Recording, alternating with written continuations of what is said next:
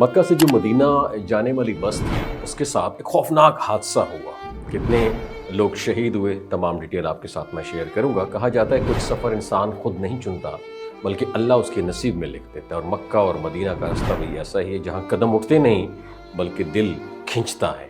یہ وہ سفر ہے جس میں انسان گناہوں سے دور اور رحمتوں کے سائے میں ہوتا ہے۔ کچھ بندے اتنے خوش نصیب ہوتے ہیں کہ ان کا آخری وقت بھی انہیں مقدس راہوں پر مقدر کر دیا جاتا ہے، اور یہی حقیقت ہمیں یاد دلاتی ہے کہ موت کا مقام اور لمحہ وہی ہوتا ہے جہاں رب کی حکمت چاہیے ہوتی ہے۔ اسی روحانی احساس کے بیچ ایک افسوسناک خبر نے عالم اسلام کو گہرے غم میں مبتلا کر دیا۔ سعودی عرب کے علاقے میں ایک بس جو مکہ مکرمہ سے مدینہ منورہ روانہ ہوئی تھی، راستے میں شدید حادثے کا شکار ہو گئی۔ بتایا جاتا ہے کہ بس میں سوار زیادہ تر افراد کا تعلق بھارت کے شہر حیدرآباد سے تھا، اور بدقسمتی سے کئی عمرہ کرنے والے اس حادثے میں جاں بحق ہو گئے، شہید ہو گئے۔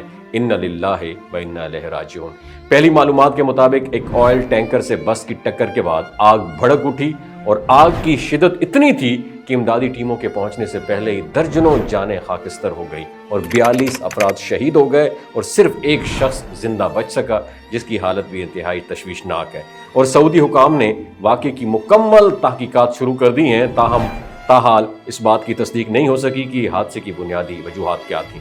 ڈرائیور کی غلطی تھی، ٹریفک کی رفتار تھی، یا کوئی ٹیکنیکل خلل اس میں آ گیا تھا۔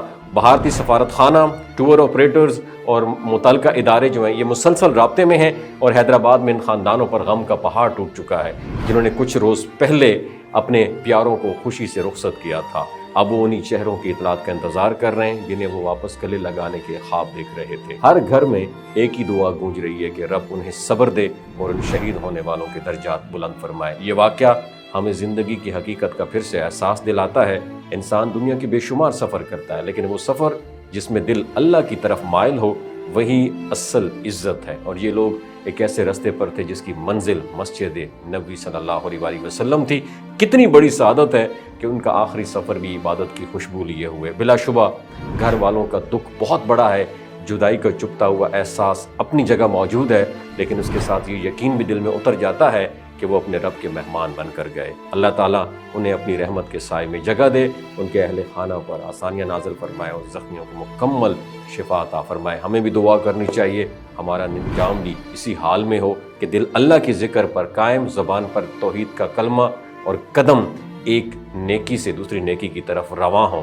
زندگی کتنی بھی طویل ہو، اصل کامیابی وہی ہے جو اللہ کے حضور قبول ہو جائے۔ وما علینا الا البلاغ المبین۔ ان کے اہل خانہ پر آسانیاں نازل فرمائے اور زخمیوں کو مکمل شفا عطا فرمائے۔ ہمیں بھی دعا کرنی چاہیے ہمارا انجام بھی اسی حال میں ہو کہ دل اللہ کے ذکر پر قائم، زبان پر توحید کا کلمہ، اور قدم ایک نیکی سے دوسری نیکی کی طرف رواں ہو۔